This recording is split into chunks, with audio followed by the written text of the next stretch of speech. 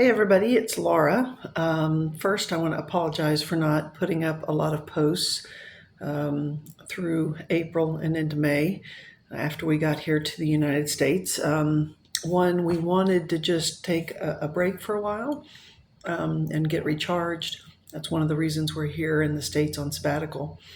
But also, when we arrived here in Tennessee, my father went into the hospital. He discovered a sore under his tongue, and it was affecting how he was eating. And he was in the hospital for a couple days, came out, a biopsy got done on the sore in his tongue. It came back on a Friday as cancer, and he had an appointment on Monday, and the doctor admitted him to the hospital, and the surgery happened on Tuesday.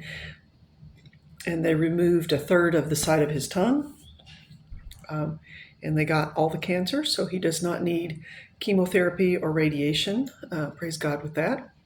But in the meantime, we looked at my mom and dad's living situation. Did they need to move to additional care because of what my dad was going to need?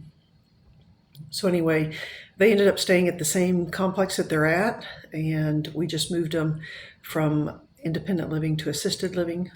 Moved my mom while my dad was in the hospital.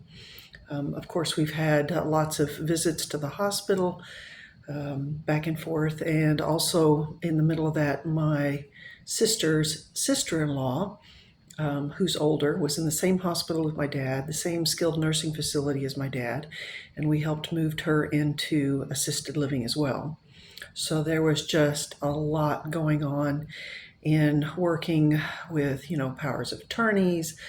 One of the things my sister was working on, condensing a lot of their files, just taking care of a lot of things, and then getting everybody moved. So we were kind of preoccupied with that and very busy with that, as you can imagine. And for those of you, a few that I kind of, family members that I let know about the situation, thank you for praying. And I would just ask the rest of you to continue to keep my father in prayer as he recovers. We thought we were going to lose him at one point. And after the surgery, it was looking pretty grim. But we kind of pushed for a feeding tube in his stomach, and that was a game changer, and brought him back to life. And just all the prayer that was going on for him. And of course, it was very difficult for my mom, and we were trying to support her through the whole process. And like I said, lots of time at the hospital and traveling to and from, because the hospital was in Memphis. So things are looking good. When he was at the skilled nursing facility, he finally swallowed some soft food, and last Friday he came home. So he's been eating, cream of wheat, ice cream, those kind of things, which is, to swallow is just really, really important at this point. So ask for you to continue to pray for my father, Jim Walther, and then my sister's sister-in-law, Vida, as she deals with some of her issues. And recently she fell and fractured her hip, because that was on top of everything. So anyway, we are kind of getting back into the swing of things. We've had some time off visiting like a zoo and some caverns. So I'm going to be sharing some of those pictures with you. We've taken a short trip up to Virginia and North Carolina, visited 2 churches, and went to a conference that really, all of them just encouraged us. And of course, the churches here that we have contact with. So we're getting ready to go on the next steps of our trip, and we've been given a car for the entire trip, and we're going to sell it for the people in California. So I had to rearrange some of our travel so that we weren't going like this and cut out 1,000 miles in about 11 hours.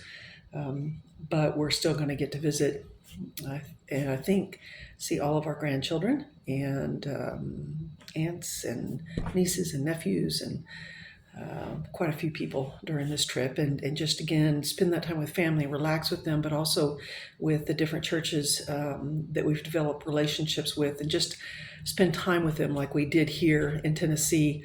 A lot of community groups, and just got to know people better, and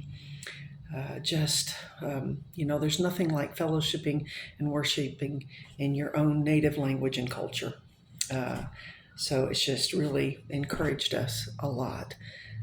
But we're going to have a number of stops as we go through a number of states, and I'll keep you updated on that. So I'm going to be giving you a lot of posts recently about some of the things that we've done, and kind of catch you up on everything that's been going on. So again, apologize for not doing posts for a little bit. Our volunteers in Ukraine did a few posts on what's going on there in Ukraine, but we were kind of occupied here and just trying to take some time off for family.